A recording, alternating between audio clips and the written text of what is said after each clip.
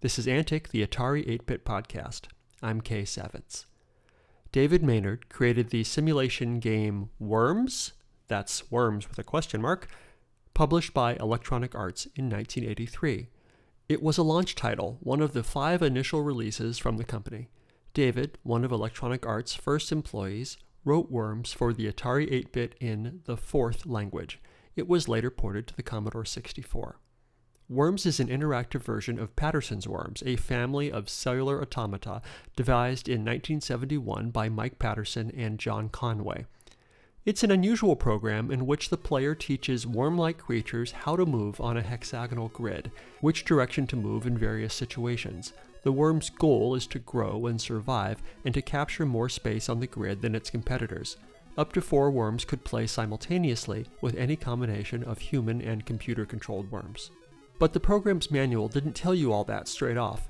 In fact, here's the first thing you saw after opening the package. You will find detailed instructions enclosed. Do not read them. Instead, sit down and get started. Don't ask how, just start. You know how these things work. Resist them. Do not read them for a very long time. In fact, do not read them until you know how the game works. Then, never read the instructions. Innocence is bliss. David also collaborated on Cut and Paste, a word processor published by Electronic Arts in 1984. After our interview, David sent me a binder of Worms development documentation and source code for Atari 8-Bit and Commodore 64, all of which I have scanned and are available at Internet Archive and GitHub. The originals are going to the Strong Museum of Play at David's request. This interview took place on March 4th, 2021. My timing is, I've been very lucky in my life. My timing has been perfect. I entered Berkeley as a freshman in 1965, right after the free speech movement, largest mass arrest in US history, yeah, as a physics major. So the degree I eventually got, computer science, didn't exist when I entered the university.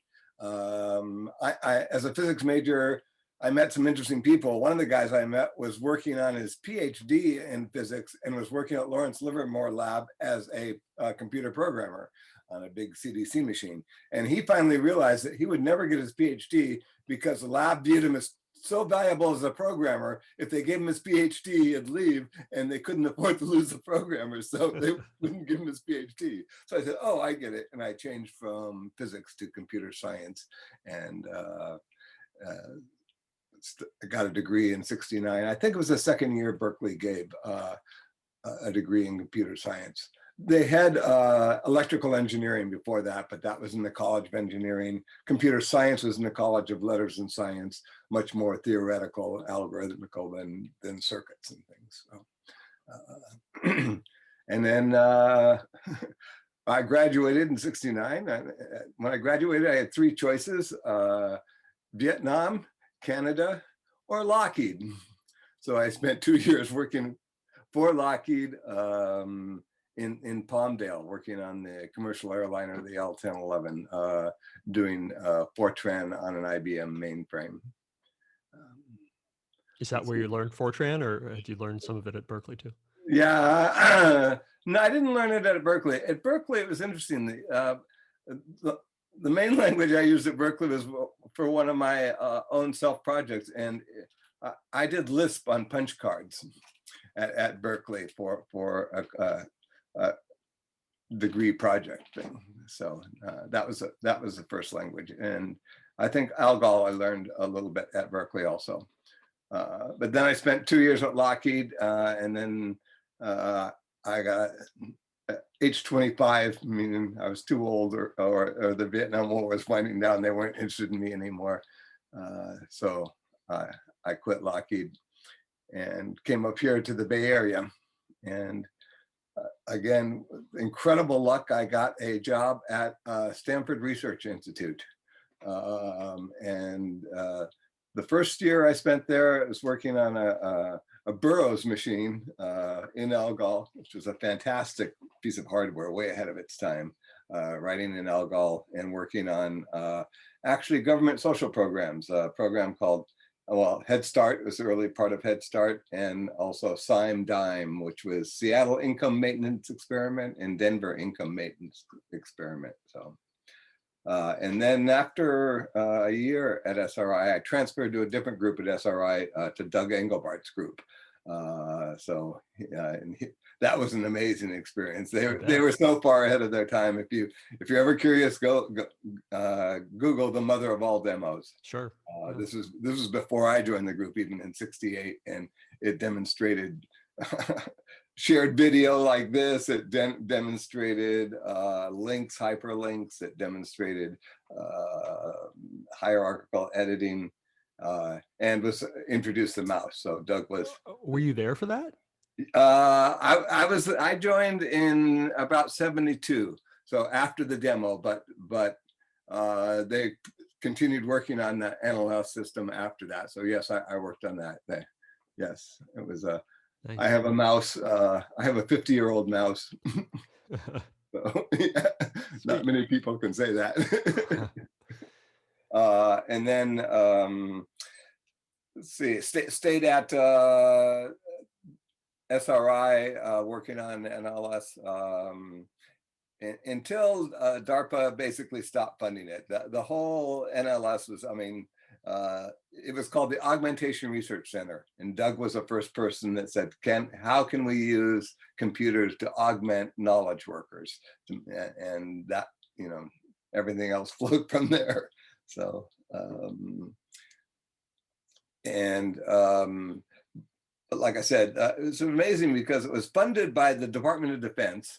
It was all programmed and done by liberals and hippies, programming everything, and it made an amazing system. But after about 10 years, it was so far ahead of their time that after 10 years of government funding, it still wasn't commercially viable. And the government, sort of gave up on it and stopped funding it. And then, like a dandelion, it spread seeds to all over. Timeshare picked it up. Xerox PARC got a lot of the people from Doug's group. Found Adobe, Metaphor, all were basically spinoffs from Doug's group. I joined Xerox PARC when I left Doug's group, and working on an interesting project, which was the world's first what you see is what you get Japanese word processor. So it was on the Alto, a kanji conversion program. You type in the phonetic alphabet, hiragana, and it looks up in the dictionary for all the different kanji that can mean. And it actually did some grammatical processing to trim the dictionary search. And it was a joint project between Fuji Xerox and Xerox. And it was on the Alto. It was a prototype. It later became the basis for the international version of JSTAR, but it was really just a prototype on the Alto. And working there, between the time the prototype on the Alto was a small group of incredible people, and later on, as it became productized in JSTAR, it became a much bigger engineering organization with, but it was much more fun in the little group doing the prototype than trying to do a product. So, but I got to work closely with Japan, and part of what got me into games was I spent some time in Japan, and I was in Japan when Space Invaders was released. And I got addicted to Space Invaders in Japan for 100 yen a shot, about $1 a play. And it was amazing in Japan. I mean, the real craze, the society is very homogeneous, so crazes affect a large portion of the population. In fact, so much that 100 yen coins basically disappeared from the economy, all into the. I've heard that. I wasn't sure how much of that was hyperbole or. No, I was there. It was amazing. It was amazing, and I got pretty good at it. And so when I came back here, Space Invaders still hadn't been installed here, and finally when the first machine was installed, in I guess the Oasis, for about a month I was a god, but after that, not much. And I knew I was playing too much when one night I came home and I was reading an article in Scientific American, and as I was scanning one line, the line above it was dropping bombs. Literally, I'm not kidding. I go, uh-oh, that's enough. Yeah. Right. Yeah. So I was working at Xerox and bought my first Atari 800. I guess it must have been late 81 or early 82. All right. So how did that, I'm curious how that, you're working at Xerox, you're using the Alto, using amazing, powerful, groundbreaking machines. Yes. And then you got yourself an Atari 800 for home, which in its own way was a groundbreaking machine, but Mm-hmm. it must have been very different from like the Oh, power yeah. that. So The talk about that. Yeah, the difference was, I think at heart, I love to think of myself as a software artist. And the difference was, in the corporation, you need a patron. And therefore, the patron tells you what to make. And an artist can decide what to do on his or her own. So that was a difference. So that's basically why I bought the Atari with the purpose of developing and not playing games. So one of the, I mean, I credit a lot of it to Chris Crawford. I went and saw a talk by Chris Crawford at Foothill, and that influenced me. And in some ways, the Atari 800 was better than the Xerox Alto I was using, because it had color and it had sound, neither of which the Alto really had. So in some ways, it was more a richer medium in some ways than the Alto was. So without a patron, you were free to do what you wanted to do. Yeah. What did you start doing with it? I started just trying to learn how to do the machine, what the machine could do. And I had the idea for doing a game, well, not even a game, an interactive program of Paterson's worms. So I had read the Scientific American article about these finite automata worms. Worm, actually, his article concentrated on one worm at a time. And this was the Martin Gardner article? Pardon? This was the Martin Gardner article? Yeah, the Martin Gardner article. Yeah. And it was, I think Paterson was at MIT, I think. And so I wanted to see that. I programmed that. It was, yeah, you're right. It was incredibly painful. But at the time, you had to be very strict. The law at the time was that if you were a programmer and the company paid you for programming, anything you did in programming might belong to that company.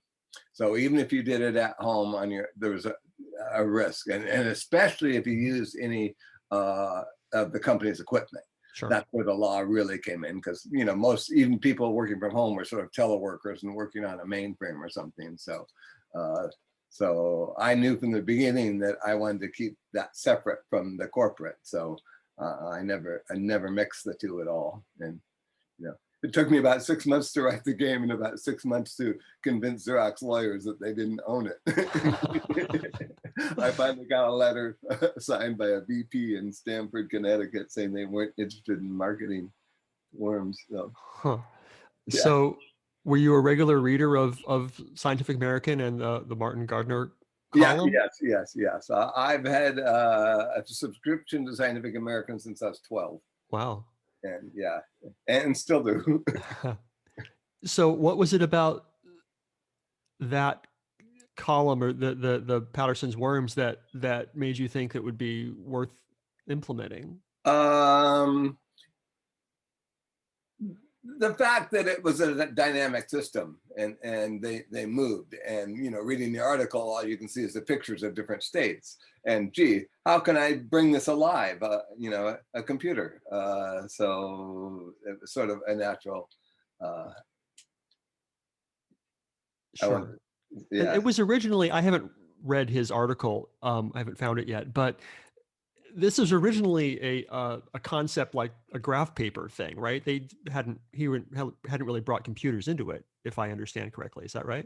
I think he may have done it early. Yeah, I'm not sure. I think maybe they did it on mainframes early just to explore, but it started on paper. Yeah, I think so. And then, there was, nobody knew what worm would get the longest continuous path and close. So you said it took you about 6 months to make the program. Yeah, probably that was sort of to demo mode where I could start looking for a publisher. So, and the breakthrough was because the Atari had 4 joysticks, I made it a 4-player game. So that was different than the article. And then when I realized, gee, originally it was just playing around, looking at the pretty sounds, but how can I make a game out of this? And then it turns out that the simple thing of whoever grabs the last line going out of a hex takes control of that territory really gives the game strategic depth. Like chess. So that was your innovation. Yeah, that was my innovation, the 4-player and the scoring capture. And probably wrapping, playing it on a toroid rather than falling off the edge, rather than a flat earth. Sure. Yeah. So at what point? It was incredibly painful developing. It Why? probably took, I did all the development on the Atari 800. And I couldn't bring myself to use assembly language because I'd been programming in higher level languages for 10 years. So I said, gee, what the hell am I going to do here? I can't do it on the Alto and cross compile C or something, So I went looking around and found Figforth. And I actually developed it in Figforth, an editor and linker on the Atari 800, on the 810, I think, how many, 290 kilobyte or something on the disk. I think it was like 90 per disk. Yeah. And to make a back of it, to build the whole thing, I think it took around a half hour compile time from reading the disks and building the Forth image. That must have been. Forth is a really interesting choice. I don't want to say that no commercial games were published in Forth, but it was relatively rare. It was. And Forth is a really interesting language because it's extensible, and it's so small. Literally, it fit the Figforth fit an editor, a compiler, a linker, in around a little over 8 KB in 12 KB. So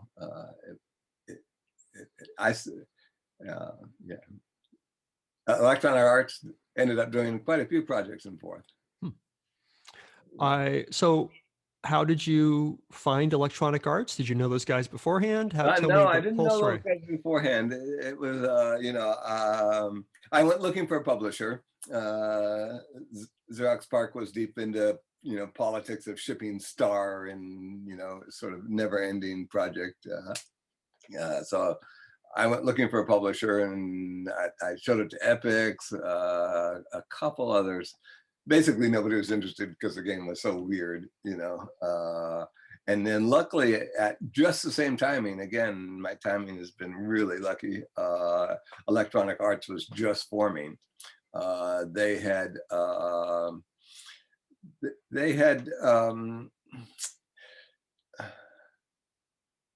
Tripp and Bing had put it together, and they had hired an engineer, Tim Mott, from Xerox. I didn't actually know Tim very well at Xerox. I kind of knew who he was, but I didn't actually know him. And they hired him as head of development.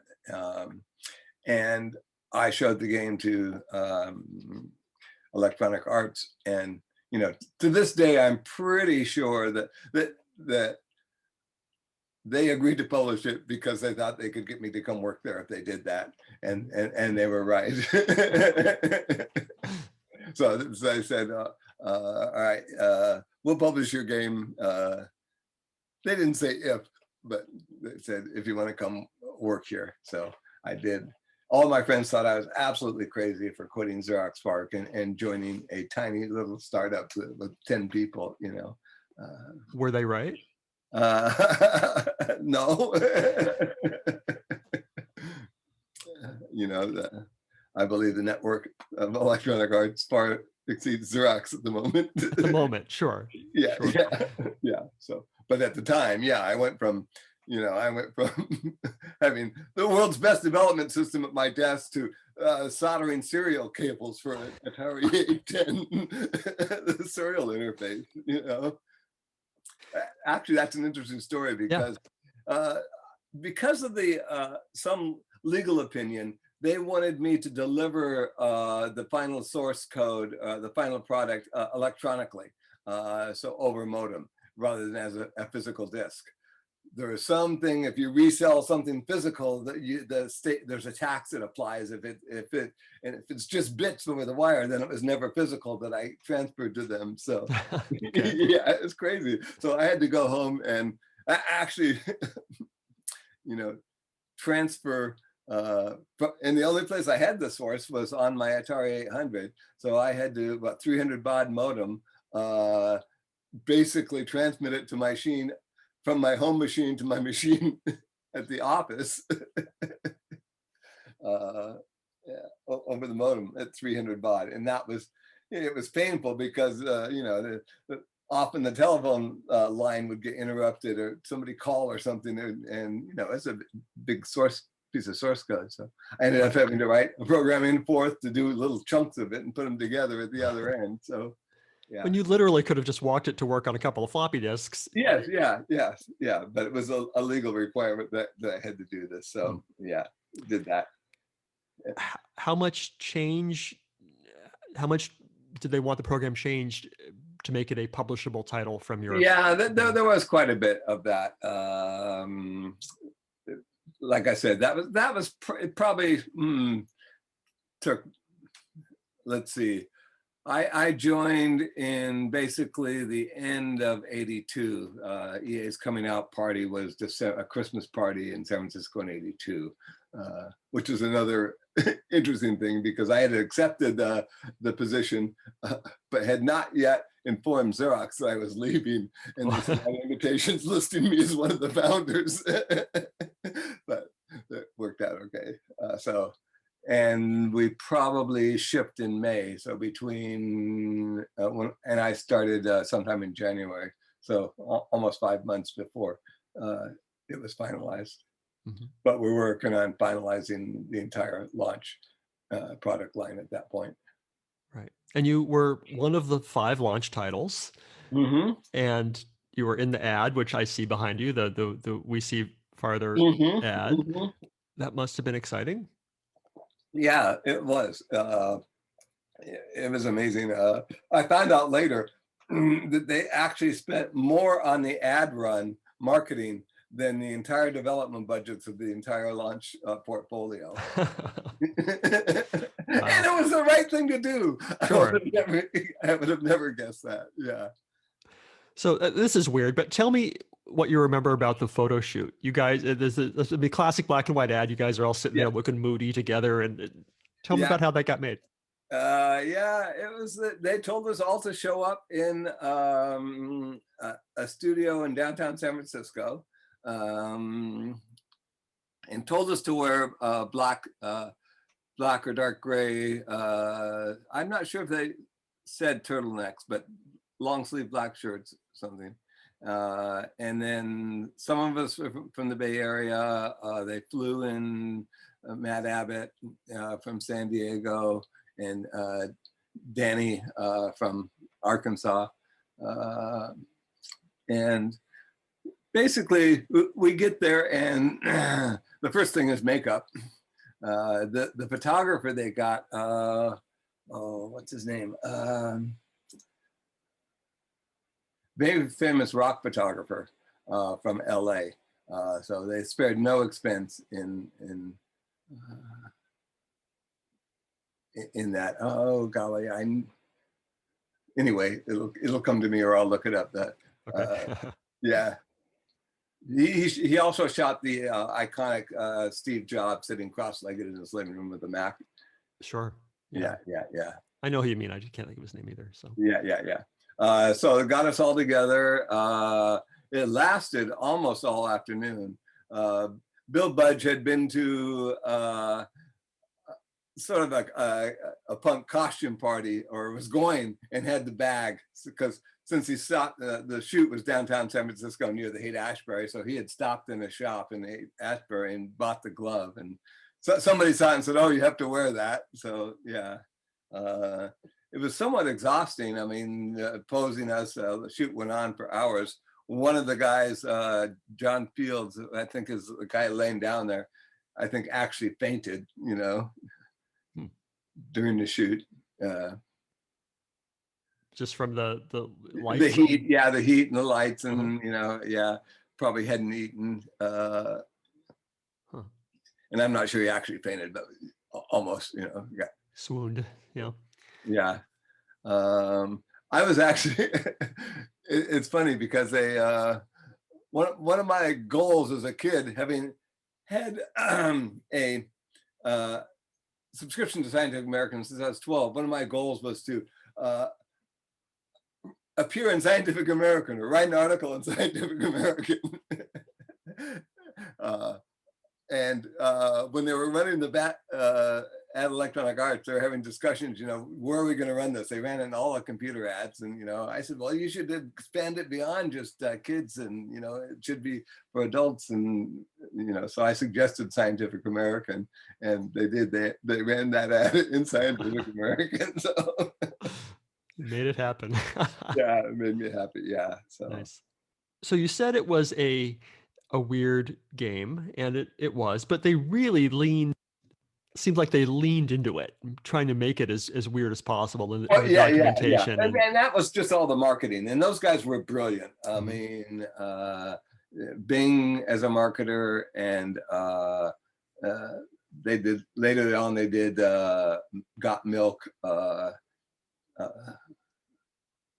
So the name of the advertising agency was Goodby Berlin, Goodby Berlin and Silverstein. And that ad, We See Farther, and all of that was basically their first gig. I think that some of them were moonlighting for other big ad agencies in San Francisco, but they were friends of Bing's from grad school. And yeah, they were brilliant. So, but even they couldn't, I think what they achieved was Worms had a dedicated cult following, and reviewers loved it, but it was a total commercial flop. I mean, that was my next question: is how did it do, and how did that feel? Well, it was good, because the first thing that came out were the reviews, and they were glowing, so that was fantastic. And then later on after that, I didn't really care that it wasn't a hit. I knew it was weird. And like I said, I was so lucky to get Electronic Arts to publish it, because being at the right place in the right time with the right talents. Sure. But they did, I think it gave the company some creds for being willing to take risk on a weird product, And I was the only launch artist that was also an employee. So that's what made it okay, is because, normally the way Electronic Arts operated then was artists got royalties, employees got stock. And that was a hard line. And I was actually the only one, I think, was on both sides of that. So I didn't really care that I didn't get any royalties. So saw the stock? Yeah, it just got stock. Yeah. Right. Yeah. So what other projects did you work on EA? Because I noticed that I didn't see a lot of other EA titles, especially for the Atari. Yeah. Credited to you directly. Yeah. So actually there were some, it's funny, a great quote from Tim Mott, the head of engineering. He said, I built an engineering organization capable of turning on a dime, and it started raining dimes. So Electronic Arts did a lot of early productivity software. So probably the first products I did there were cut and paste, an editor that ran on Atari and Apple and Commodore, written in Forth and very portable between the two, just so to switch. Then I wrote a program called Financial Cookbook, which did financial modeling, you know, future costs and all that, and a whole range of stuff where you just put in, you know, should I buy a rent, and, you know, how much do I have to save for a kid for college? So, and that was all written in Forth. I had to write my own floating point package in Forth on the Atari. Sorry. Yeah. Yeah. Oh, there you are, cut and paste. I didn't know that you were involved with that one. Yeah. And then we helped other programmers, artists on other projects. So I worked a lot, you know, a little bit on M.U.L.E, and we also did, I'm ashamed to say, oh yes, fantastic, yes. My Atari 800, for 10 years, the keyboard was broken, but I had it in my living room as a M.U.L.E server. All 4 joysticks still worked, but the keyboard didn't. So I worked with those guys.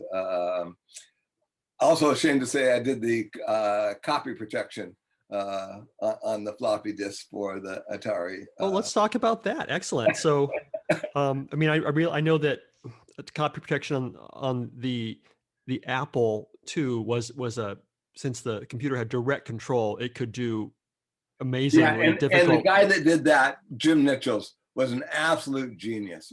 He did the copy protection on the Apple II, and I actually wrote a tribute to him on my blog. You should go read.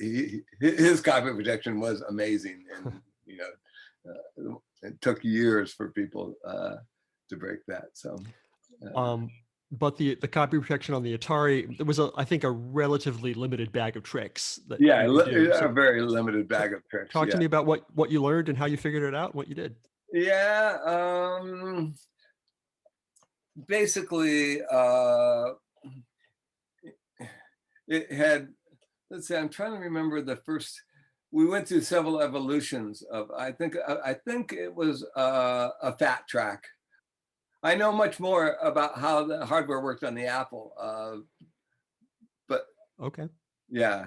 I was just curious. It's It's a long time ago, and one of the things I did do in the Atari, the first thing it did was computer recursive Ackermann's function, a very doubly recursive function in Forth, just in case anybody was tracing it.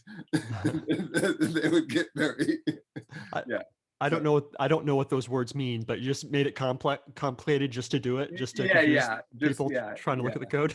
Yeah. Nice. But the Apple one with Jim Nichols, that was based on a fat track, and you slew the head across 2 tracks in red, and that would give you an error on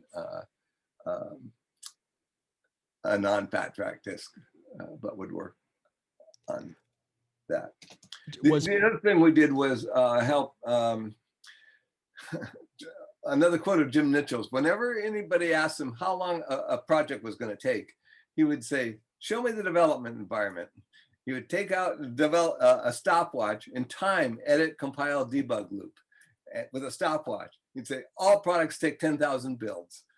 Multiply that number by 10,000, and that's when the product will be done. And his estimates were more accurate than most.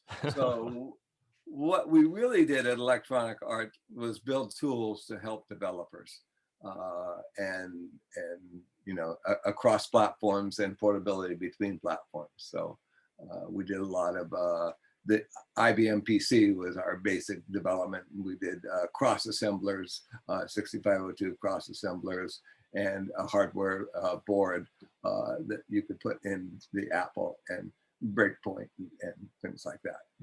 Yeah, download. So, and that, you know, helped us attract the most talented software developers, because they could get our tools if they published with us. So that was a brilliant strategy and worked well. And has repeated over and over. That's what made Atari, De Re Atari, publishing, opening the development system. And that's what killed Xerox, having a totally closed development system, thinking they could write all the software the world needed. Right. And that's what made IBM win. So, yeah. Do you have any chance you still have the source code for Worms? Oh, I he's have it. he has it. Right here. Holy cow! There it is. Yeah. Yeah, even with a dot matrix Centronics printout of the source code in forth. Nice. Yeah, and the discs too, it looks like. Yeah, yeah. Have you moved that to modern media? No need. What do you mean no need? Well, I'll donate it to the Strong Museum probably. Okay, I'll talk to you about it later.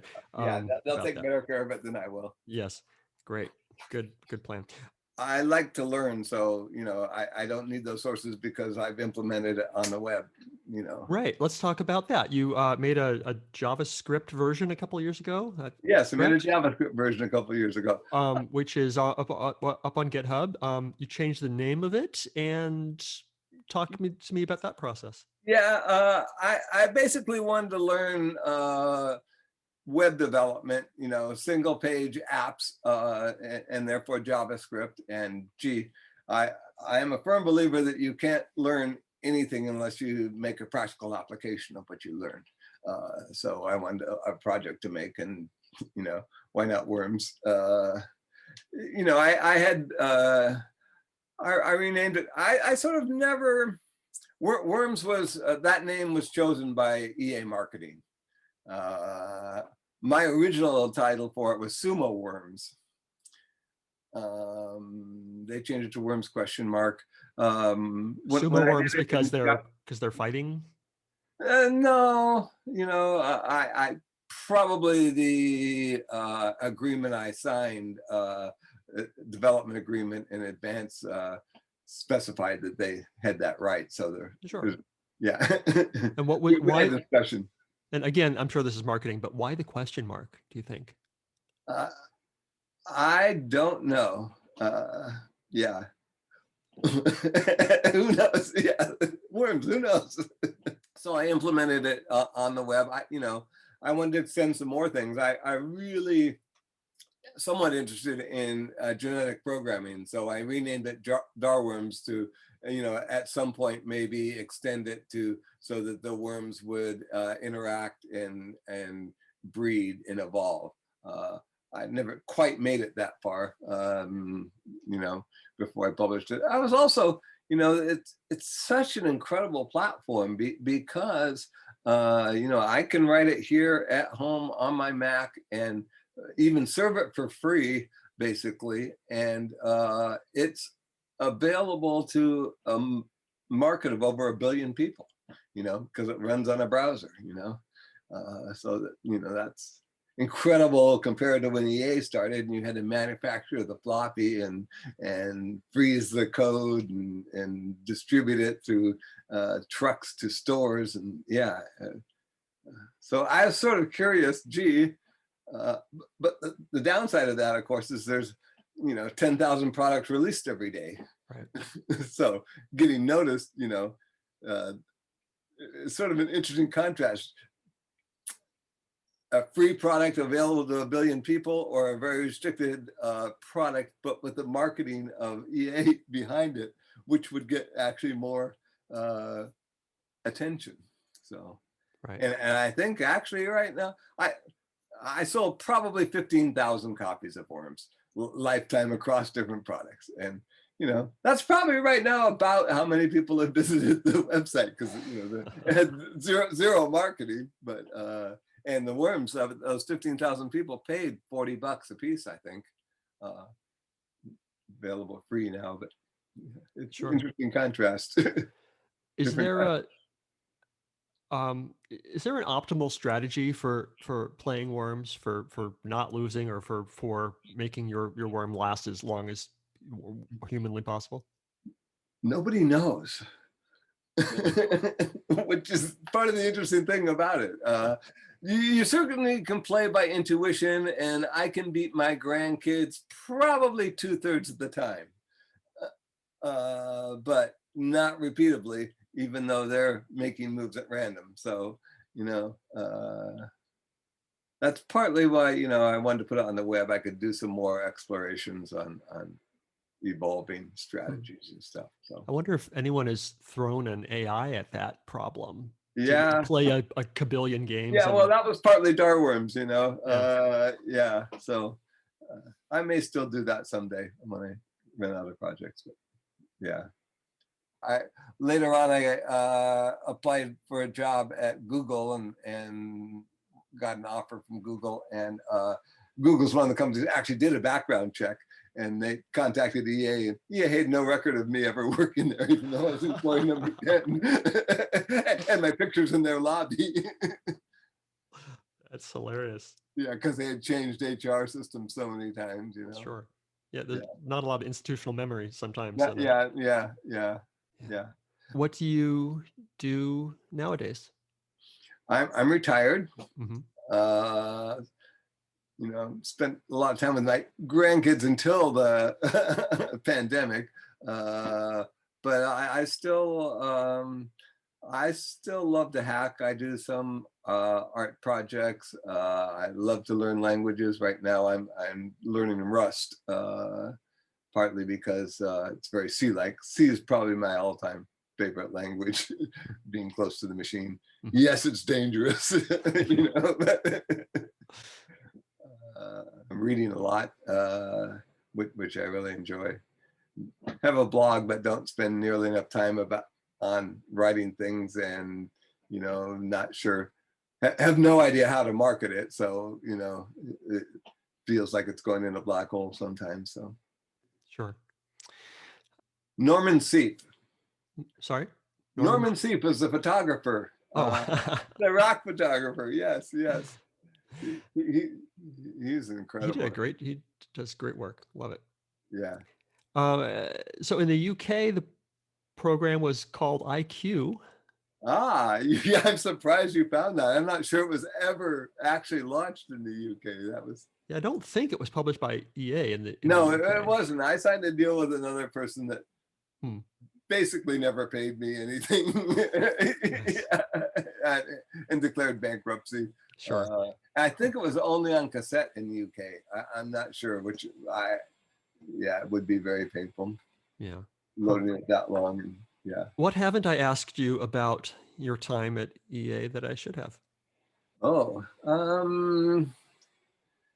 one of the things that made EA so incredible technically, it had this mix of computer scientists and young self-taught hackers. And that was incredibly synergetic. Jim Nichols and Rob Hubbard and Dave Bunch all sort of came from, self-taught assembly. Jim Nichols, probably one of the best programmers I've ever known, and high school dropout. One of the great Nichols stories is my friend Ray Toby was working on Skyfox in the lab at EA, and it was late at night, after midnight, and he was working on the art with a pad, a drawing pad, and he was listening to music on the radio, and Nichols came in talking to him, and every time Ray selected a pixel on the tablet, there was a little static on the radio, and Jim Nichols says, "Do you have a schematic for that pad?" And Ray said, "Yeah." Jim said, "Let me see it," and then left. Came back an hour later and said, "Here, boot this disk." And Ray booted in the Apple, and the radio played the Star Spangled Banner. that was Nichols. He was the first person, I believe, to play music in his game on an Apple II. So all you could do is toggle the speaker. So all the notes were interleaved with the gameplay. Right. Yeah. So, yeah. Amazing. Yeah. I got to tell you a Mitchell story on copy protection. And Please. we never did this, but it was his idea. It was brilliant. The original IBM PC games were basically self-booting floppy. Most of the PCs didn't have a hard disk. You booted from floppy, played the game. Jim Nichols ported Dr. J and Larry Bird Go One-on-One to the IBM PC, and he knew Apple. He didn't want to have to learn DOS, so he actually wrote a boot disk. And he wrote the entire game, translated the entire game from 6502 to 8086 assembly using just BIOS graphics calls. Yikes. So the disk, there's no operating system on the disk. It was bootable. And his idea of copy protection on that, copy protection, the way it works is whenever the game fails, people trace it back from there to see what happened. So what he wanted to do on the IBM was put a little hook in the 18 hertz interrupt vector and turn down DMA refresh rate on the machine a little bit every so often. And eventually memory would fail, memory read would fail, but with quantum mechanically unpredictable where it would fail. Just take the whole machine down. So we didn't do it, but that was Nichols.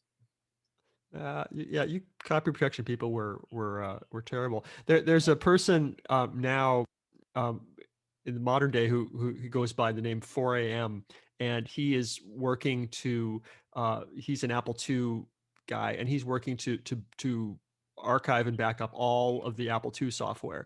And because there was so much software, especially educational software for the Apple II that was produced for schools, and the pirates didn't copy that stuff. They only wanted the games. So he probably is the world's expert on this stuff. He's created an automated program called Passport, and basically he can put a disk in there and it finds the most common copy protection routines, because a lot of them were productized, and so you may have done the disassembly of Nichols copy protection that came years later. Somebody published, but with can you anyway, send me do you have contact information for him? Yeah, I'll send it to you. Yeah, thanks. Anyway, that was just interesting. People are still fighting against the copy protection that y'all did back in the 80s. So. Well, I will admit that I realized very early that it was totally pointless. And my favorite quote is, copy protection is that which turns a durable into a perishable. And I was one that insisted that the first code wheel for Starflight. I was a technical director on Starflight, which was an amazing game. I bought Starflight. I didn't even pirate it for my IBM PC and enjoyed it. Oh, good. Yeah. Written in Forth. Really? Yes.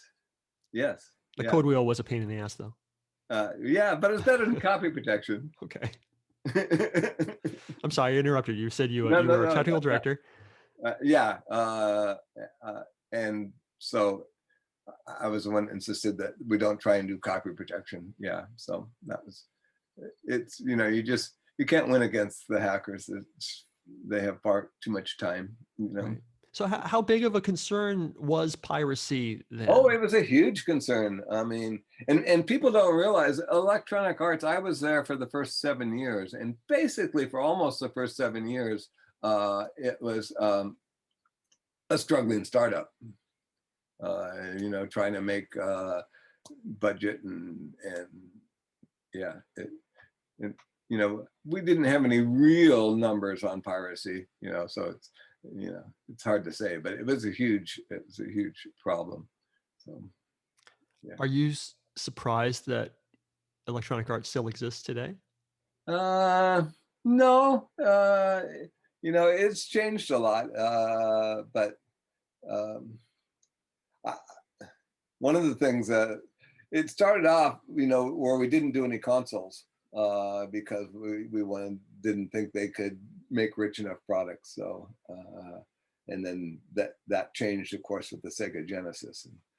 I was part of the reverse engineering team for the Sega Genesis. So that was that's what really made Electronic Arts in some sense, and so was Jim Mitchell's. Helped a lot in that, but that was a pain, a real pain, because it was a clean room reverse engineering. So software development with a lawyer in the loop.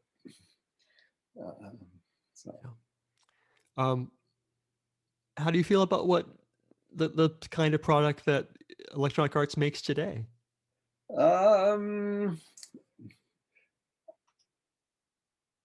I honestly don't play a lot of their games today. I'm somewhat old school. I'm a firm believer Doom ruined game design. Ended game design. Huh. I'd still rather play M.U.L.E, I think, than most of the games today. Actually, my favorite all-time computer game, also Danny Berry. Seven Cities? No. Motomores. I've never played it. Yeah, I never played it. Yeah, most people haven't heard of it. It was, again, ahead of its time. It played over a 300 baud modem. Heads up, fog of war, real-time resource program. And that program right there has the only unbeatable copy protection ever made in the computer. And how is that so? It has a protocol that talks between the two machines. Part of the protocol is it randomly takes a memory address, a memory range, and the checksum of that range, and sends it to the other machine. The other machine checksums the memory in that same range, and if they two differ, it pops up an alert saying your opponent is cheating. Huh. Now, one of the guys knows he's cheating, the other doesn't. There's not enough room to hold a copy of what the code should be. So the code is identical between the two machines, guaranteed by the protocol of the gameplay. If you can, tell me a story about Danny Berry. I'll never get to interview her, and so. She best game designer I've ever met. She was just an incredible sense of joy and enjoyment of playing the game, of life, really. I mean, the first time I ever met him at the time was with his business card said, Ben Bunton, Ozark Softscape, game design and light hauling. and that's what they did in Arkansas, pickup truck. So, but yeah, just endless. I think I think we played board games growing up, and that really wonderful. She was just an incredible, and also an excellent programmer. So, that was amazing. Nice. But for example, Motomores was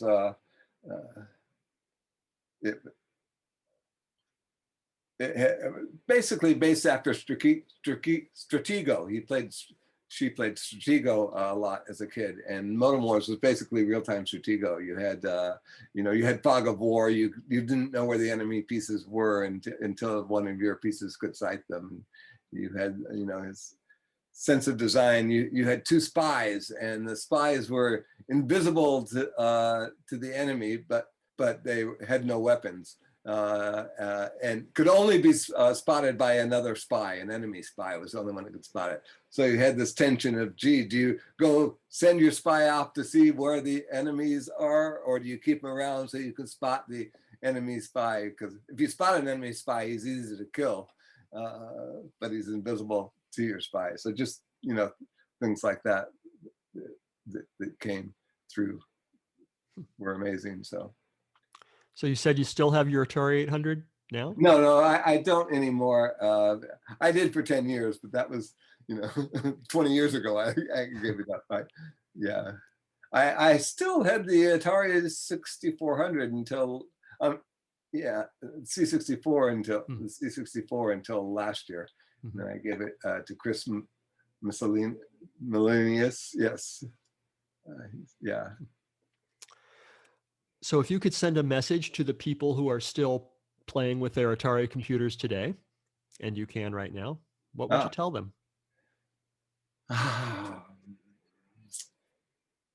Play Anything and Everything by Dan Button or Rob Hubbard. Good answer. I think I have what I need. Thank you. All right, super. Thanks.